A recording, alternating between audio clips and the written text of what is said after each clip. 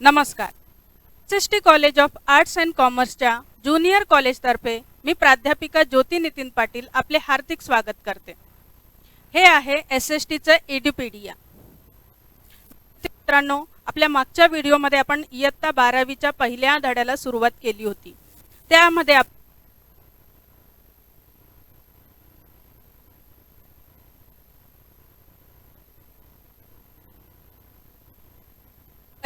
करणातील पॉइंटवर थोडा प्रकाश टाकायचा आहे.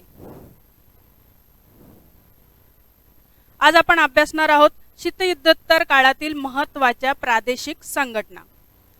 जसं की मी तुम्हाला सुरुवातीला सांगितलं होतं की शीतयुद्ध जेव्हा संपत आलं तेव्हा पूर्ण जगाचं लक्ष मानवतावादी प्रश्नाकडे लागून राहिलं होतं आणि मानवतावादी प्रश्नाकडे लक्ष देणं, त्याचप्रमाणे जे देश मागास होते, जे नव्याने स्वतंत्र झाले होते, त्यांच्या विकासासाठी काही संघटना,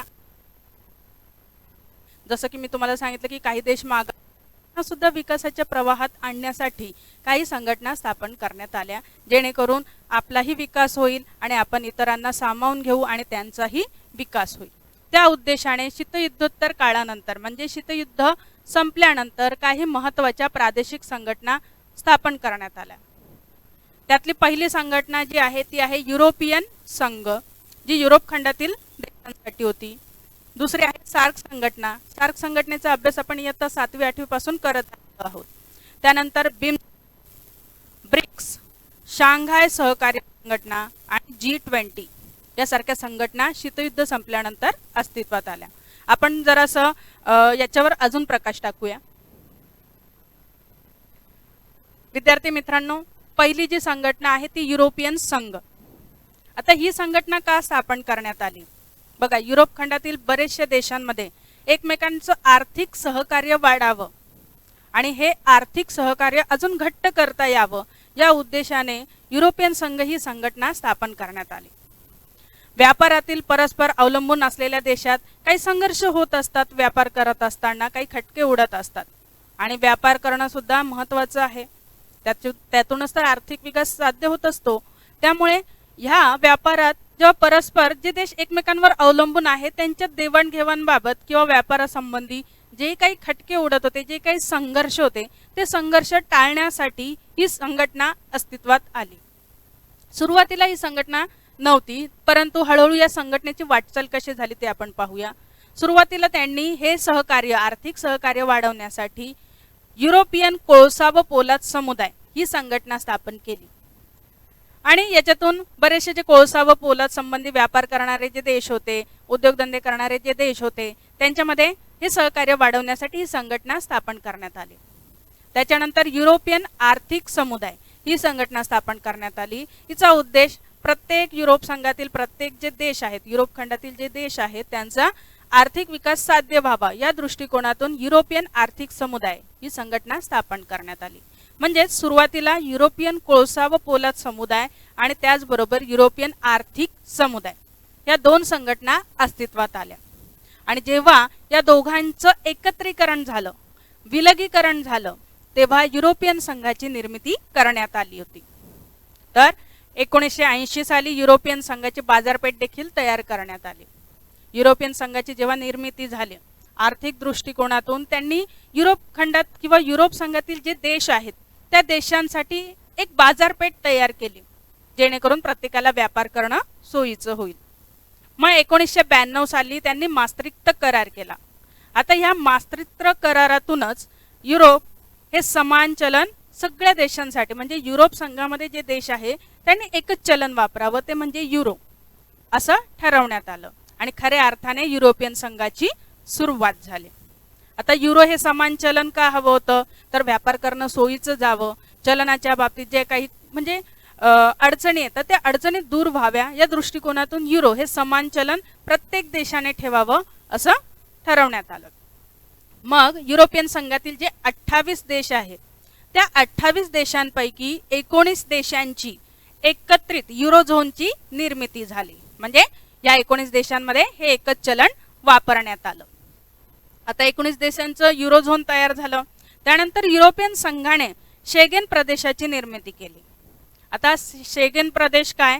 तर ज्या प्रदेशांमध्ये व्यापारासंबंधित कुठल्याही देशांतर्गत कुठल्याही प्रकारची सीमा असता कामा नये. आता सीमा मिटवणं हे काही शक्य नाही, परंतु व्यापार करत असताना सीमा आणि त्यावर येणारे काही रूल्स असतात, रेग्युलेशन्स असतात, त्यांचा काही अडचणी नको यायला म्हणून या सीमा व्यापारिक दृष्टिकोनातून नष्ट करण्यासाठी या शेगेन प्रदेशाची निर्मिती करण्यात आली. म्हणजे शेगेन प्रदेशात जेवढे देश येतात ते देश आपापसात व्यापार आरामात त्यांना करणं सोयीचं जाईल.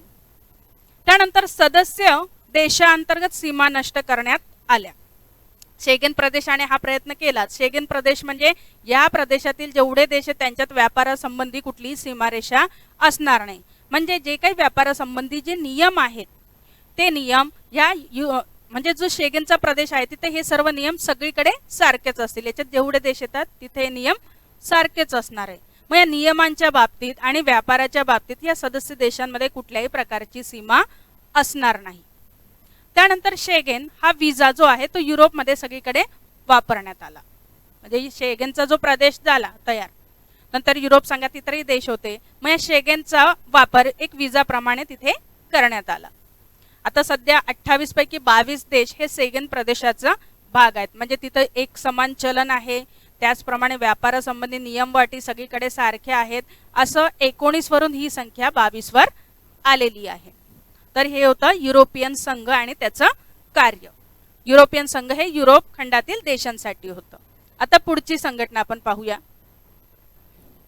पुढची संघटना आहे सार्क संघटना. जसं मी तुम्हाला सुरुवातीला सांगितलं की 8वी 9वी पासून आपण सार्क संघटनेचा अभ्यास करतोय. ही दक्षिण आशियातील व आशिया खंडातील जे काही देश आहेत त्या देशांसंबंधित ही संघटना आहे. सार्क संघटनेची स्थापना जी आहे ती 1985 साली झाली. ढाका येथे ही स्थापन करण्यात आली. आता याचे सदस्य देश कोण होते तर अर्थातच भारत, बांगलादेश, पाकिस्तान, नेपाळ, भूतान, श्रीलंका, मालदीव, अफगाणिस्तान. अफगाणिस्तान हा जो देश आहे तो नव्याने त्यात ऍड झालाय. सुरुवातीला 7च देश जे होते ते सार्क संघटनेत होते. नंतर अफगाणिस्तान हा नव्याने त्याच्यामध्ये ऍड झाला आणि 8 अशी ही संख्या झालेली आहे सार्क संघटनेतील सदस्य देशांची. आता या संघटनेचं कामकाज जे आहे ते व्यवस्थित चालतंय का नाही यासाठी निरीक्षकाचा दर्जा काही देशांना देण्यात आला. त्या देशांमध्ये चीन होता, अमेरिका आहे, त्याचप्रमाणे युरोपियन महासंघ व इतर देशांचाही समावेश आहे. म्हणजे सार्क संघटनेचे कामकाज व्यवस्थित चालते की नाही व ते व्यवस्थित चालावे या दृष्टिकोनातून या देशांना निरीक्षकाचा दर्जा देण्यात आलेला आहे.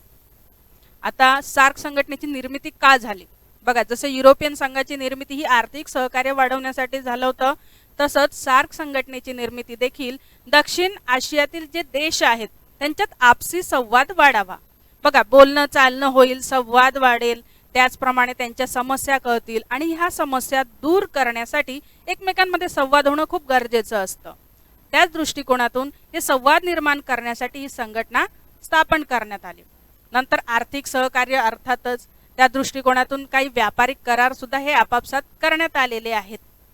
त्याचप्रमाणे व्यापार करत असताना मुक्त व्यापार व्यवस्थेची देखील निर्मिती करण्यात आली. म्हणजे हे जे सदस्य देश आहेत तिथं व्यापारासंबंधी नियम व अटी ज्या असतील त्या सर्वांसाठी सारख्याच असणार आहेत.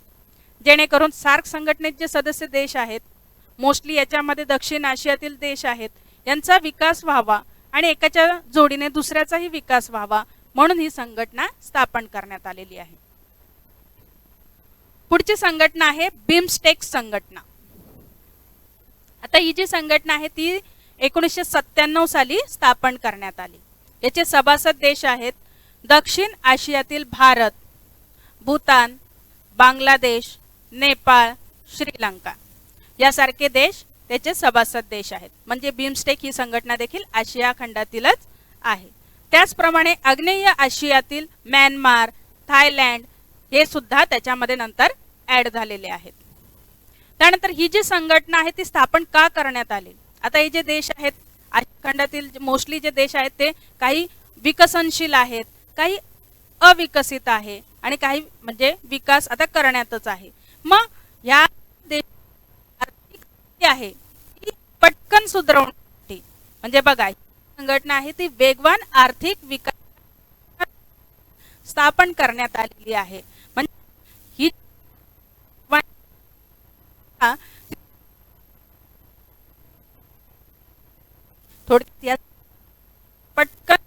विकास व्हावा, लवकर व्हावा हा आहे. पुढची जी संघटना आहे ती आहे ब्रिक्स संघटना. आता ब्रिक्स संघटना जी आहे याची स्थापना 2009 साली झालेली आहे. सदस्य देश आहेत ब्राझील, रशिया, भारत, चीन, नंतर दक्षिण आफ्रिका सुद्धा त्याच्यामध्ये नव्याने ऍड झालेला आहे. आता हे जे देश आपण जर व्यवस्थित पाहिले तर हे सर्व देश जे आहेत ते विकसनशील, म्हणजे अजून त्यांचा पूर्ण विकास झालेला नाही आणि ते मागासही नाही, मध्यावर आहेत आणि हळूहळू ते आता विकास करणार आहेत. या देशांची ही संघटना आहे.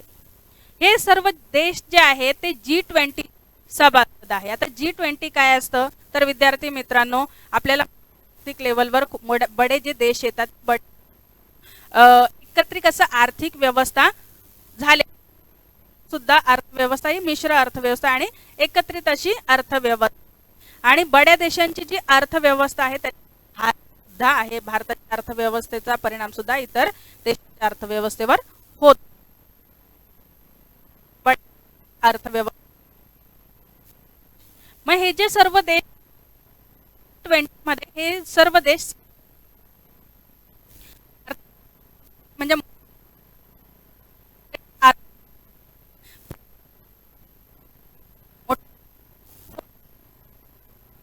की इथल्या अर्थव्यवस्थेत काही कमी झालं तर व्यवस्थेवर सुद्धा परिणाम व्हायला सुरुवात होत असते. तर ही आहे ब्रिक्स संघटना, जी आर्थिक दृष्टिकोनातून सबळ असलेल्या किंवा समावेश होतो. पुढची जी संघटना आहे ती आहे शांघाय सहकार्य संघटना. या संघटनेची स्थापना 2001 मध्ये झालेली आहे. आता याचे सदस्य कोणते तर बघा, चीन, कझाकस्तान, किर्गिझस्तान, ताजिकिस्तान व उझबेकिस्तान या देशांचा समावेश त्याच्यामध्ये होतो. नंतर मग नव्याने भारत आणि पाकिस्तान हा देश सुद्धा या संघटनेचे सदस्य देश बनले. बघा, आता संघटना का स्थापन करण्यात आली आहे तर राजकीय, आर्थिक, व्यापार, संशोधन, तंत्रज्ञान मध्ये एकमेकांचं सहकार्य एकमेकांना मिळावं या दृष्टिकोनातून ही संघटना स्थापन करण्यात आलेली आहे. बघा, संशोधन होतात, काही तंत्रज्ञान असतं, त्याच्यात सुद्धा काही देश भागीदार करून नवनवीन शोध लावत असतात. मग त्यासाठी ही संघटना स्थापन करण्यात आलेली आहे. पुढची जी संघटना आहे ती G20. अर्थातच जसं मी तुम्हाला सुरुवातीलाच थोडी आयडिया दिली की G20 म्हणजे जगातली सर्वात मोठी अर्थव्यवस्था असलेले देश ज्याचा समावेश आहे ते G20 मध्ये येतात. आता या संघटनेची स्थापना जी आहे ती 1999 साली झाली. याचे संस्थापक देश आहेत युरोपियन देश, मध्यवर्ती बँकांचे गव्हर्नर आणि 19 राष्ट्राच्या सरकारांनी मिळून याची निर्मिती केलेली. हे सर्व त्याचे संस्थापक देश आहेत. म्हणजे ह्या सर्वांनी मिळून G20 ह्या मोठ्या अर्थव्यवस्थेची संघटना असलेल्या या संघटनेची निर्मिती केलेली आहे. आता इथे आर्थिक स्थिरतेची चर्चा केली जाते. म्हणजे आर्थिक जो विकास आहे तो स्थिर कसा राहील किंवा वाढेल कसा या दृष्टिकोनातून येथे चर्चा केली जाते. इथे शिखर परिषद भरवली जाते. शिखर परिषदेमध्ये प्रत्येक देशाचे जे सदस्य देश आहेत त्यांचे राष्ट्रप्रमुख सहभागी होत असतात. तिथले अर्थमंत्री, अर्थातच G20 म्हणजे अर्थव्यवस्थेशी संबंधित संघटना असल्यामुळे प्रत्येक देशाचे अर्थमंत्री तिथे असतात. परराष्ट्र व्यवहार मंत्री यांचा सहभाग शिखर परिषदेमध्ये होत असतो. याचे सभासद देश आहेत America, Britain, Germany, France, Japan व भारत. हे सर्व देश त्याचे सभासद देश आहेत. अर्थातच यांची आर्थिक व्यवस्था जी आहे ती फार मोठी आहे, याचा व्याप खूप मोठा आहे. तर अशा पद्धतीने आज मी तुम्हाला ज्या प्रादेशिक काही संघटना आहेत त्यांची माहिती दिलेली आहे. जर तुम्हाला याविषयी काही प्रश्न मनात उत्पन्न झाले असतील तर तुम्ही आमच्या यूट्यूबचं जे चॅनल आहे SST एडिपीडिया त्याच्यावर तुम्ही जाऊन माझ्या कमेंट्स बॉक्समध्ये तुमचे जे काही शंका असतील त्या तुम्ही टाकू शकता. त्यांचं निरसनच अर्थात मी तुमच्या पुढच्या व्हिडिओमध्ये करेन. ठीक, धन्यवाद.